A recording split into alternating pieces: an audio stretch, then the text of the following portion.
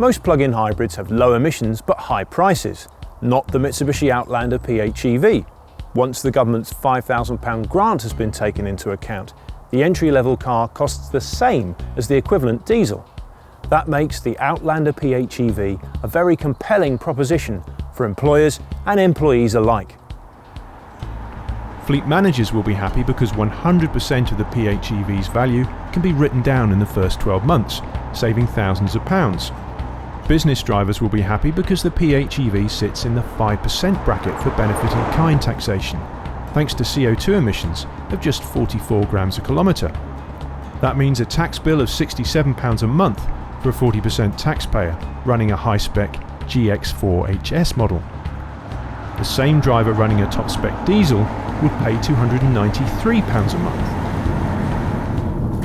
In tax terms, the savings are clear. In terms of other running costs, the PHEV makes most sense if used predominantly for short trips. Mitsubishi claims an all-electric range of 32.5 miles. Our experience of our own long-term test car has suggested that 22 to 26 miles is more realistic. But even so, that's enough to cover many commutes. If you do have a short distance to travel every day, you could go a very long time between visits to the petrol station. The PHEV makes less sense for high mileage users. Once the batteries have run down, fuel consumption goes up.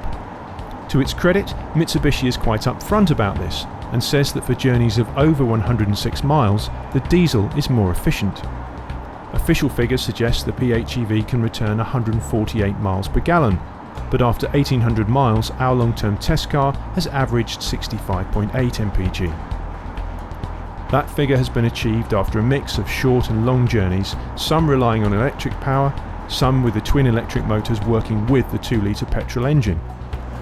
In series hybrid mode, the engine charges the batteries rather than driving the wheels. In parallel hybrid mode, the petrol engine does most of the work with an extra kick from the electric motors as required.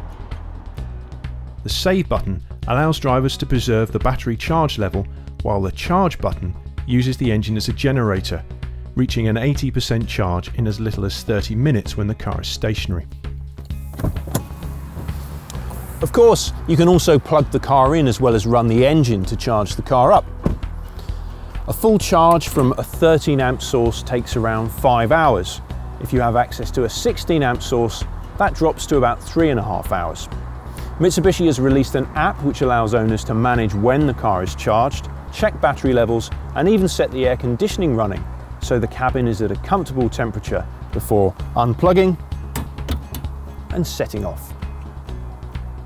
Inside that pre-air conditioned cabin, there's plenty of space for 5, although the third row of seats fitted to diesel models has been lost. Boot space, so often an issue with hybrid vehicles, is a reasonable 463 litres.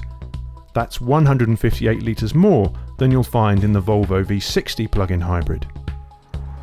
Mitsubishi says the Outlander PHEV is a car without compromise. That's stretching things a bit, but there's no doubt this high-tech SUV is a great achievement and remarkably tax efficient.